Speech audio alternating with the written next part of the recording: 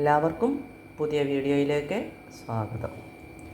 ഇന്ന് പറയാൻ പോകുന്നത് ഉരുളക്കിഴങ്ങ് തോരൻ എങ്ങനെ വെക്കാമെന്നുള്ളതാണ്.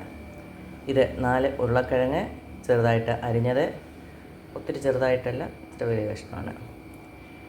ഒരു സവാള അരിഞ്ഞത്, 4 പച്ചമുളക് അരിഞ്ഞത്, ആവശ്യത്തിന് തേങ്ങ, ആവശ്യത്തിനെന്ന് പറഞ്ഞാൽ അരമുറി തേങ്ങ ഇല്ല, അത് താഴെയുള്ളൂ, കറിവേപ്പില, ഉപ്പ്, 1/4 സ്പൂൺ മഞ്ഞൾപ്പൊടി, 1/4 സ്പൂൺ ഇല്ല, ഇച്ചിരിയും മുളക് പൊടി.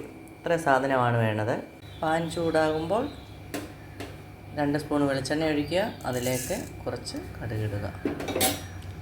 കടുക് പൊട്ടുന്നതിലേക്ക് സവാള ഇടുക. വെജിറ്റബിൾസ് എല്ലാം കൂടെ മിക്സ് ചെയ്ത് ഇതിലേക്ക് ഇടുക. നന്നായിട്ടൊന്ന് ഇളക്കുക. അതിനുശേഷം 1/4 കപ്പ് വെള്ളം കൂടെ ഒഴിക്കുക. തീ കുറച്ചതിന് ശേഷം അടച്ച് വെക്കുക. ഇടയ്ക്കിടയ്ക്ക് ഇളക്കിക്കോണം. ഉരുളക്കിഴങ്ങ് തോരൻ റെഡിയായിട്ടുണ്ട്. ഇത് തോരനുണ്ടാക്കുമ്പോൾ ശ്രദ്ധിക്കേണ്ട കാര്യം, ഏറെ വെള്ളം ഒഴിക്കരുത്. 1/4 കപ്പിൽ താഴെ വെള്ളം ഒഴിക്കാവൂ.